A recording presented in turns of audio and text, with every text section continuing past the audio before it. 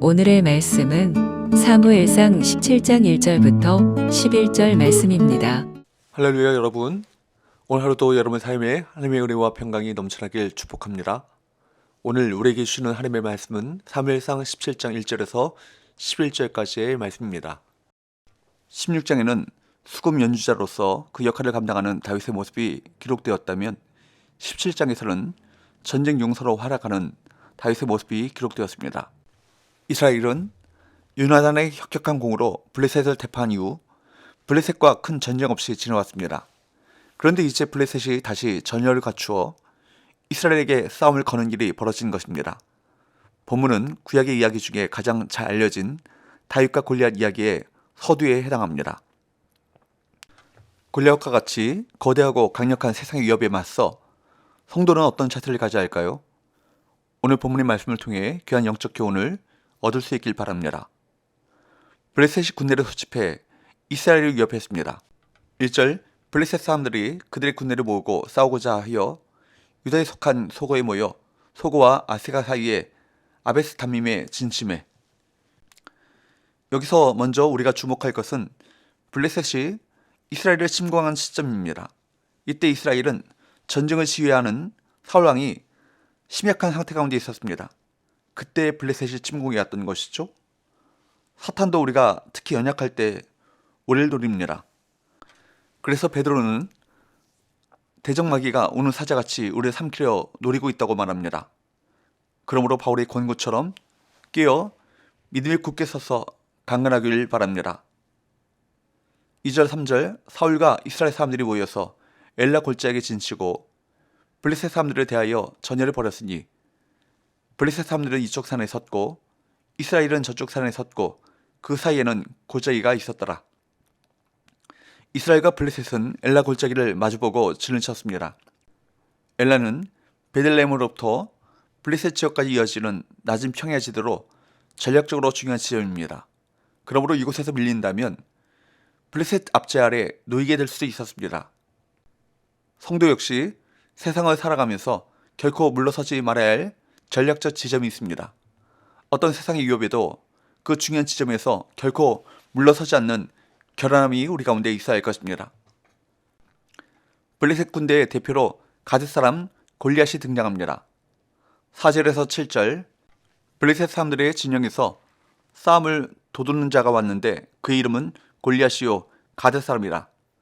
그의 키는 6규빗 한 뼘이요 머리에는 노트구를 썼고 몸에는 비늘 갑옷을 입었으니 그 갑옷의 무기가 놋 5,000세겔이며 그의 다리에는 놋 각반을 쳤고 어깨 사이에는 놋 단창을 메었으니 그 창자루는 배틀재 같고 창날은 철 600세겔이며 방패든 자가 앞서 행하더라.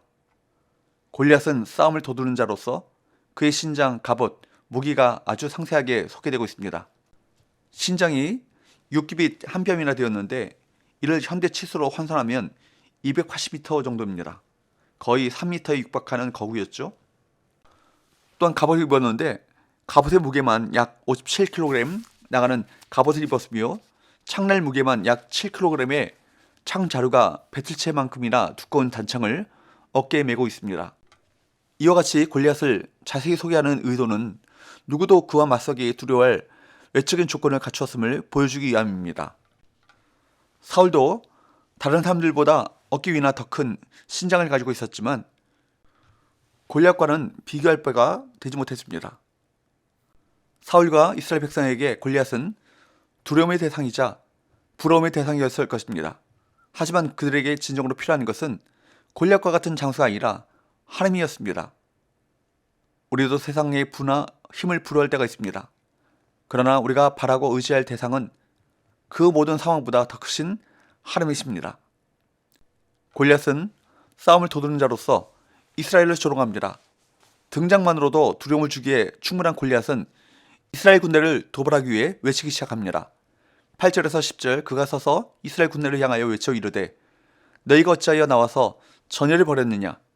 나는 블레셋 사람이 아니며 너희는 사울의 신복이 아니냐? 너희는 한 사람을 택하여 내게로 내려보내라. 그가 나와 싸워서 나를 죽이면 우리가 너희의 종이 되겠고 만일 내가 이겨 그를 죽이면 너희가 우리의 종이 되어 우리를 섬길 것이니라.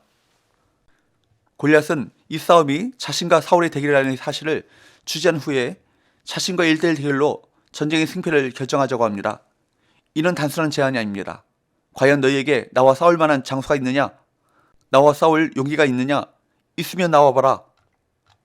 그렇게 말하는 조롱인 것이죠. 10절 그 블레셋 사람이 또 이르되 내가 오늘 이스라엘의 군대를 모욕하였으니 사람을 보내어 나와 더불어 싸우게 하라 한지라. 이와 같은 골리앗의 조롱의 말에 사울과 온 이스라엘 백성들은 큰 두려움에 빠지죠. 그러나 골리앗에게는 치명적인 단점이 있었습니다. 그것은 무엇입니까? 절대로 민첩할 수 없었습니다. 거구인 그의 신체 조건을 가지고는 빠른 공격을 할 수 없었으며 중무장한 무기들의 엄청난 무게들은 그가 쓰러졌을 때 다시 일어나는 것을 방해하기에 충분했습니다. 만약 사울과 이스라엘 군대가 이 점을 간파했다면 놀라기는 해도 두려워할 필요가 없었습니다. 하지만 골리앗의 최고의 놀란 이들은 그의 약점을 보는데 실패했습니다. 누구나 무엇을 보느냐에 따라서 결과는 크게 달라질 것입니다. 두려움 가운데 빠지면 사실을 정확하게 보는 믿음의 관점에서 실패하고 마는 것입니다. 더더욱 안타까운 것은 누구도 골리앗보다 더 크고 위대하신 하나님께 부르짖지 않았다는 것입니다. 그들 안에 하나님을 향한 온전한 믿음이 없으니까 하나님의 도우심을 구하지 않는 것입니다. 두려움이 엄습해 우리를 마비시키려 하는 그때야말로 하나님의 도우심을 바라야 할 때입니다. 우리가 육신적인 눈으로 본다면 골리앗과 같이 거대한 세상에 비해 우리는 너무나도 작고 연약해서 위축되기가 쉽죠. 그때 우리에게 필요한 것은 무엇이겠습니까? 하나님께 우리의 시선을 두는 것입니다. 세상에 집중하면 우리 마음 안에 두려움과 불안감만 더 커질 뿐이죠.